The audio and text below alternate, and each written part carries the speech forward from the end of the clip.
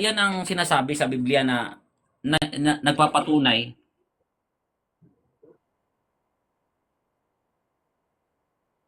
Kaluluwa.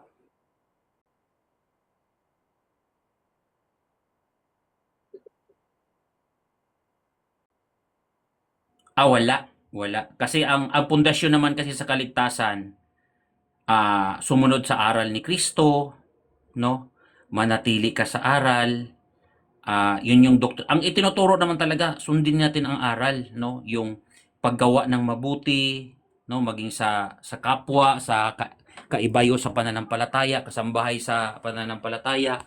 Yun ang itinuturo. Walang ibang turo diyan na ano, tawag nito.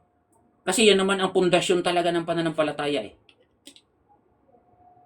Tama na mali, illogical. Hindi yan illogical.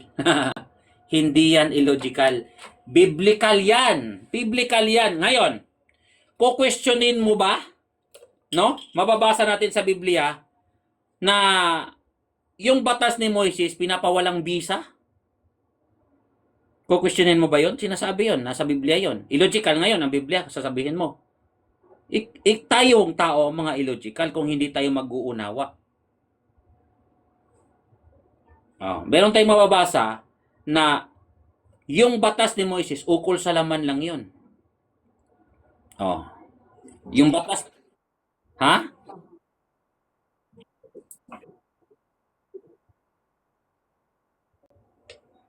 Oo. Maano ka, matawag nitong ikaw ay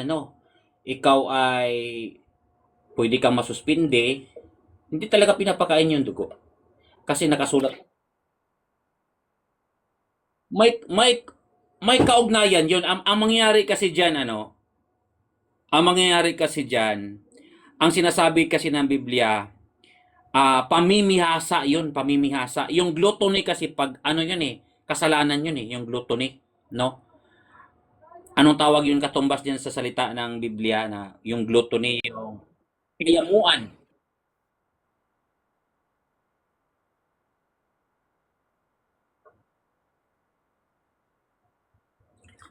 Kaya nga sabi ko sa iyo nung ideklara ni Brad Ilian, hindi naman ako sumunod diyan eh. Hindi ako sumunod diyan. Si tagabasag kasi, iba si tagabasag sa lahat ng mga sa lahat ng mga kaanib, no?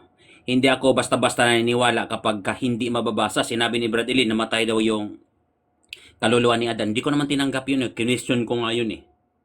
Nanalangin ako sa Diyos, bakit ganon, Panginoon? Hindi naman pwede yun. Mamamatay si Adan dahil ganon ang nangyari. Biktima lang yun si Adan eh. Ganon ang sabi ko.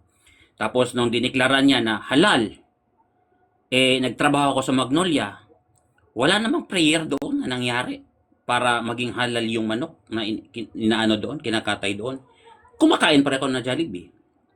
No? Pero lately, I found out na yung mga fried chicken, yung mga pagkain ng Jollibee, hindi siya healthy. Hindi siya healthy. Pero ang sentido kasi ng Biblia, alam mo, ang tao kasi ng Diyos, iniingatan ng Diyos maging sa pagkain. Nasa lumang tipan yan, ukol sa laman. No? Hindi naman healthy kain-kain ng Jollibee. Hindi man healthy ang food sa Jollibee. Kaya, kung sinabi man yun ni Brad Ely, umiwas kayo dyan mga kapatid, huwag kayong kumain dyan. Dahil halal yan. Walang problema doon. Okay yun. Pero, hindi yun related sa kaligtasan mo. Pero, makikinabang ka rin doon.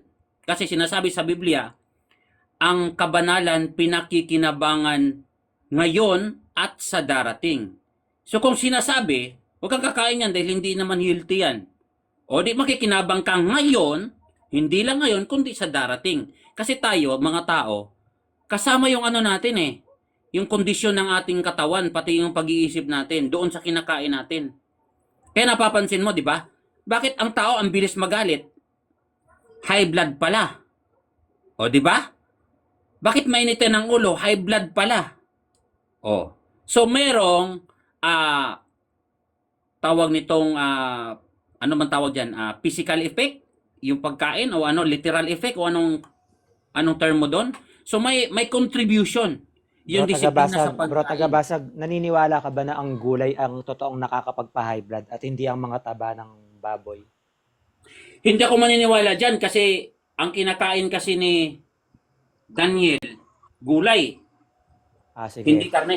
Kung hindi ka naniniwala kasi ayon sa research ng Australian tawag dito ang Food Administration, subukan mong kumain ng isang linggo puro gulay kung di ka magmura. Sabi mo, ang ina naman, no, lagi akong trabaho tapos wala man lang karne, puro gulay. O, di ba? Na-high blood ka nun. Oh, may ka talaga pag balik-balik yung gulay. Di ba? Pero pag iba-ibang gulay naman eh, Oo. So, nakakaiba pag mo pag puro trabaho ka gulay ng na lang trabaho lagi. tapos pag uwi mo sa bahay niyo, puro gulay ang ulam. Sino ba di high blood din yan, di ba? Pero si mama, kumakain yun, puro ano. Oo, magagalit ka eh. Oo, magtanggala si ano na, si Manalo ngayon ni ano na eh, Pwede gangsta po na. bang makapagsalita?